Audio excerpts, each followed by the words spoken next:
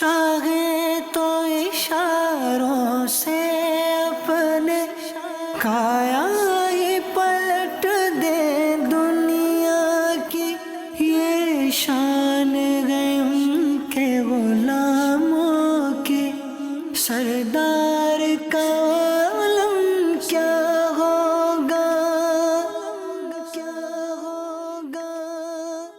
الحمدللہ رب العالمین والصلاة والسلام علی سید الانبیاء والمرسلین، اما بعد فاعوذ باللہ من الشیطان الرجیم، بسم اللہ الرحمن الرحیم۔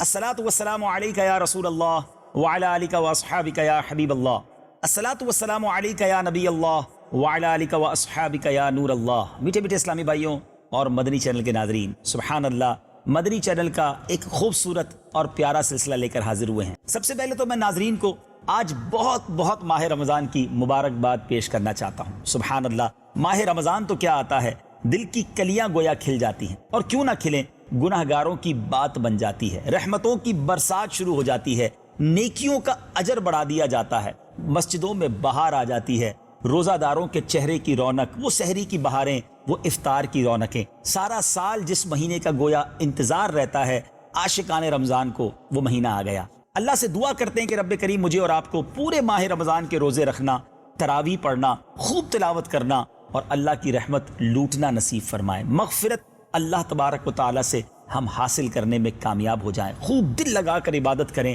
اور گناہوں سے بچ کر ماہ رمضان گزاریں۔ اچھی نیتیں کر لیجئے، پریپیئر ہو جائیے کہ انشاءاللہ اس مہینے میں سستی نہیں کرنی ہے۔ دیکھیں نا، میری اور آپ کی بلکہ سارے مسلمانوں کی جس سے لڑائی ہے، جو ہمارا دشمن ہے، میری مراد شیطان، وہ بند ہو گیا ہے۔ اب ہمیں فری ہینڈ مل گیا ہے کہ ہم اللہ کی خوب عبادت کر لیں، خوب رحمت الہی کو حاصل کر لیں۔ کیا خوبصورت اشعار امیر اہل سنت نے لکھے ہیں۔ مرحبا صد مرحبا، پھر آمد رمضان ہے، کھل اٹھے مرجھائے دل، تازہ ہوا ایمان ہے، تجھ پہ صدقے جاؤں رمضان، تو عظیم الشان ہے، کہ خدا نے تجھ میں ہی نازل کیا قرآن ہے، روزہ دارو جھوم جاؤ کیونکہ دیدار خدا خلد میں ہوگا تمہیں، یہ وعدہ رحمان ہے، یا الہی تو مدینے میں کبھی رمضان دکھا، مدتوں سے دل میں یہ عطار کے ارمان ہے۔ آج رمضان کی پہلی رات ہے، ہمارا یہ سلسلہ تو کچھ اور ٹاپک لے کر ہم آئے ہیں، اس پر بات کرتے ہیں انشاءاللہ، مگر کچھ مبارکباد دے دوں۔ اور آج کی رات سبحان اللہ کتنی مبارک، کتنی اہم رات ہے، ذرا سنیے گا۔ سیدنا ابو سعید خدری رضی اللہ تعالیٰ عنہ سے روایت ہے کہ مکی مدنی سلطان رحمت عالمیان صلی اللہ تعالی علیہ وسلم کا فرمان رحمت نشان ہے، جب ماہ رمضان کی پہلی رات آتی ہے، جی ہاں آج ماہ رمضان کی پہلی رات ہے، غور سے سنیے، میرے آقا فرماتے ہیں جب ماہ رمضان کی پہلی رات آتی ہے تو آسمانوں اور جنت کے دروازے کھول دیے جاتے ہیں اور آخر رات تک بند نہیں ہوتے۔ جو کوئی بندہ اس ماہ مبارک کی کسی بھی رات میں نماز پڑھتا ہے تو اللہ عز و جل اس کے ہر سجدے کے عوض یعنی بدلے میں اس کے لیے 1500 نیکیاں لکھتا ہے، اور اس کے لیے جنت میں سرخ یاقوت کا گھر بناتا ہے جس میں 60,000 دروازے ہوں گے، اور ہر دروازے کے پٹ سونے کے بنے ہوں گے جن میں یاقوت سرخ جڑے ہوں گے۔ پس جو کوئی ماہ رمضان کا پہلا روزہ رکھتا ہے، جی ناظرین تیار ہے نا، روزہ پہلا نہیں بلکہ سارے رکھنے، مگر ذرا پہلے روزے کی فضیلت سنیے۔ جو کوئی ماہ رمضان کا پہلا روزہ رکھتا ہے، اللہ عز و جل مہینے کے آخر دن تک اس کے گناہ معاف فرما دیتا ہے، اور اس کے لیے صبح سے شام تک 70,000 فرشتے دعائے مغفرت کرتے رہتے ہیں۔ رات اور دن میں جب بھی وہ سجدہ کرتا ہے، ہر سجدے کے عوض یعنی بدلے اس کے لیے جنت میں ایک ایسا درخت عطا کیا جاتا ہے کہ اس کے سائے میں گھوڑے سوار 500 برس تک چلتا رہے۔ سبحان اللہ، پہلے دن اور پہلی رات کی یہ بات ہے تو آگے کتنی رحمتیں اور برکتیں ہوں گی۔ سبحان اللہ سبحان اللہ۔ اب مدنی چینل دیکھنا ہے، خوب مدنی چینل کے ساتھ جوائن ہو جائیں اور عبادتیں کرنی ہیں، باجماعت نمازیں پڑھنی ہیں، تراویح پڑھنی ہے، روزے رکھنے ہیں۔ اللہ نصیب کرے تو ماہ رمضان میں اعتکاف کیجئے، سستی مت کیجئے گا، نیکیاں کمانے کا وقت آ گیا ہے۔ آج سے ایک بہت ہی خوبصورت سلسلہ لے کر حاضر ہوئے ہیں۔ ماہ رمضان میں جن دنوں میں ہمارے اہم بزرگوں کے سبحان اللہ صحابہ کرام اور اولیاء کرام کے دن آئیں گے، ہم کچھ یہ سلسلے لے کر حاضر ہوں گے۔ سبحان اللہ، آج سلسلہ جو ہم نے شروع کیا ہے اس کا نام بھی بڑا پیارا ہے، یہ شان ہے ان کے غلاموں کی۔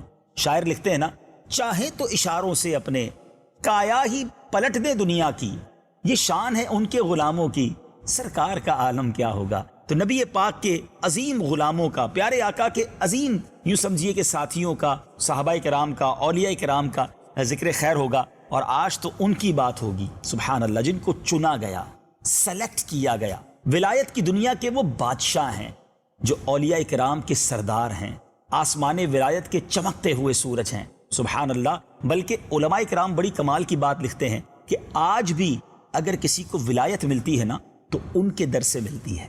جی ہاں، مان گئے ہوں گے، اب جان گئے ہوں گے کہ وہ کون سی ہستی ہے۔ وہ ہستی کوئی اور نہیں، ہم سب کے پیر، پیروں کے پیر، اولیاء کرام کے سردار شیخ عبد القادر جیلانی، جنہیں ساری دنیا غوث اعظم رضی اللہ تعالیٰ عنہ کے نام سے جانتی ہے۔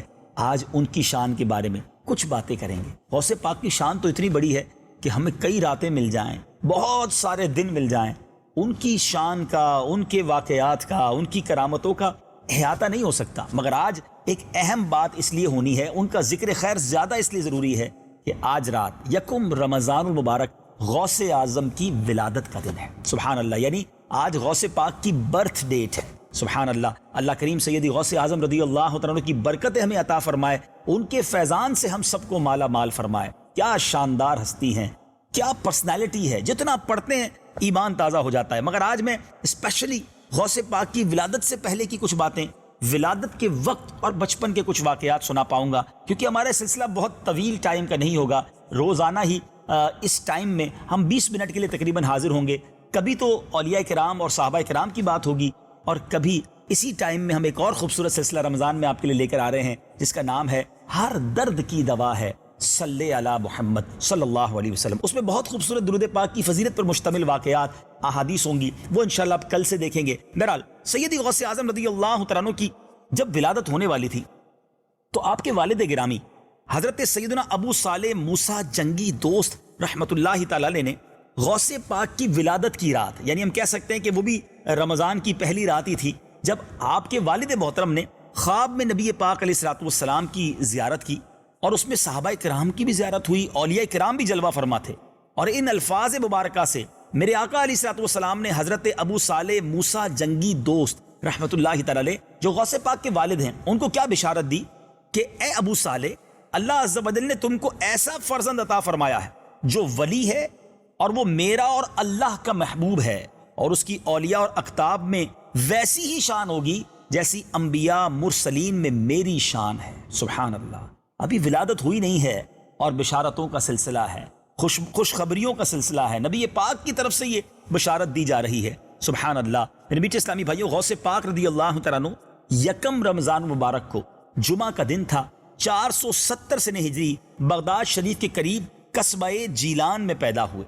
اور یہ بھی یاد رہے کہ غوث پاک رضی اللہ تعالیٰ عنہ جب اس دنیا میں تشریف لائے تو آپ کی والدہ محترمہ ام الخیر فاطمہ کی عمر مبارک 60 سال تھی۔ اس عمر میں عام طور پر عورتیں جو ہیں وہ اولاد سے نا امید ہو جاتی ہیں، مگر یہ اللہ تعالیٰ کا خاص فضل تھا کہ اس عمر میں سیدی غوث اعظم رضی اللہ تعالیٰ عنہ اپنی والدہ کے بطن مبارک سے پیدا ہوئے۔ اور سبحان اللہ، جس دن آپ کی ولادت ہوئی اس رات جیلان شریف کی جن عورتوں کے ہاں بچے پیدا ہوئے سب کو اللہ تعالیٰ نے لڑکا ہی عطا فرمایا، اور ہر نو مولود لڑکا جو ہے وہ اللہ عز و جل کا ولی بنا سبحان اللہ۔ ان کی آمد کی برکت تھی کہ گویا ولایت بانٹی گئی، اولیاء کرام کا درجہ عطا کر دیا گیا سارے بچوں کو سبحان اللہ۔ اسی طرح آپ کی خاص کرامت، ابھی تو پیدا ہوئے ہیں، پہلی رمضان ہے، رات پیدا ہوئے ہیں، صبح پہلا روزہ ہے، آپ دن میں اپنی والدہ کا دودھ نہیں پیتے تھے، غروب آفتاب ہوا تو آپ نے دودھ پیا۔ اور آپ سمجھتے ہیں ناظرین کہ جب بچہ پیدا ہوتا ہے نا تو پہلی کوشش ہوتی ہے کہ ماں کا دودھ پلایا جائے۔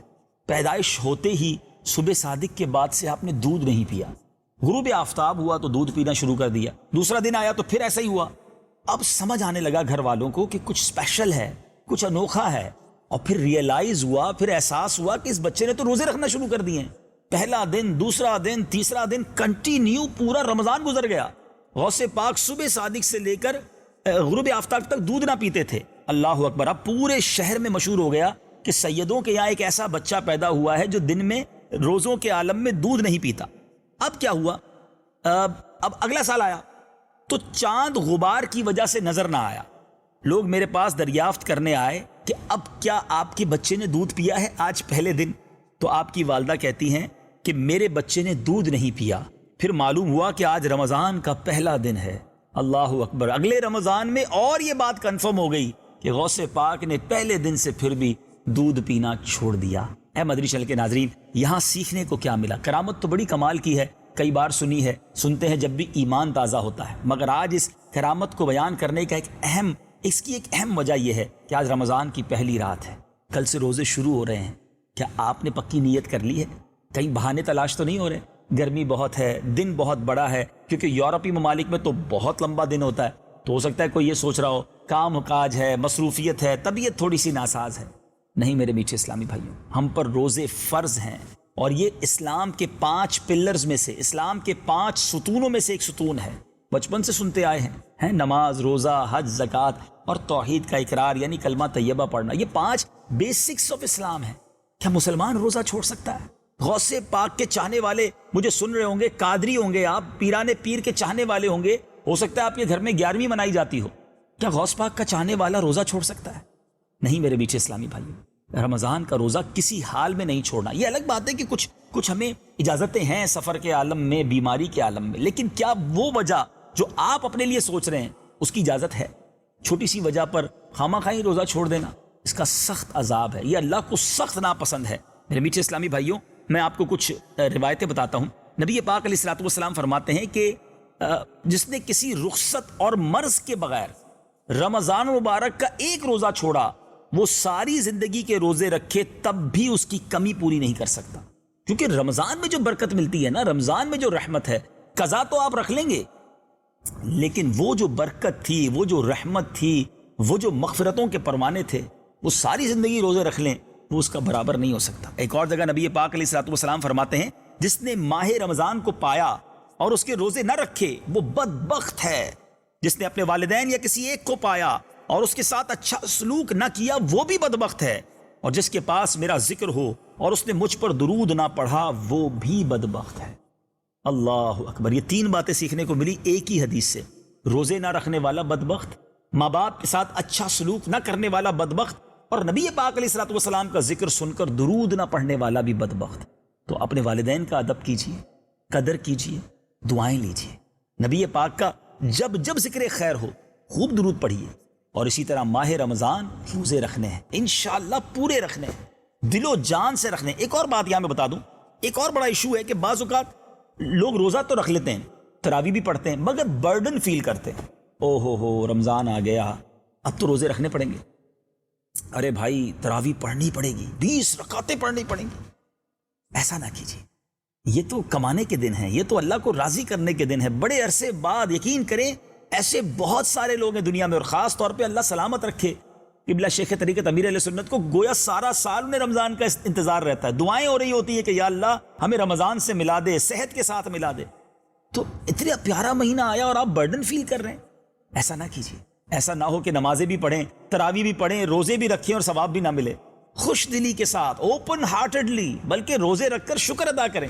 یا اللہ تیری مہربانی، تو نے پھر رمضان دیا، صحت بھی دی، انشاءاللہ پورے روزے رکھوں گا. سوچئے ان لوگوں کے بارے میں جو ہاسپٹلز میں پڑے ہیں، روتے ہیں. میں نے کئی ایسے لوگوں کو دیکھا جو آنسوؤں سے روتے ہیں کہ کاش صحت ہوتی تو ہم بھی روزے رکھتے، پیر سلامت ہوتے تو ہم بھی کھڑے ہو کر تراویح ادا کرتے. جن کے پیر سلامت ہیں، جو صحت مند ہیں، وہ کیا سوچ کر روزے نہیں رکھ رہے، کیا سوچ کر آپ کھڑے ہو کر تراویح نہیں پڑھ رہے. ارے نصیب والے ہیں جن کو یہ موقع مل رہا ہے.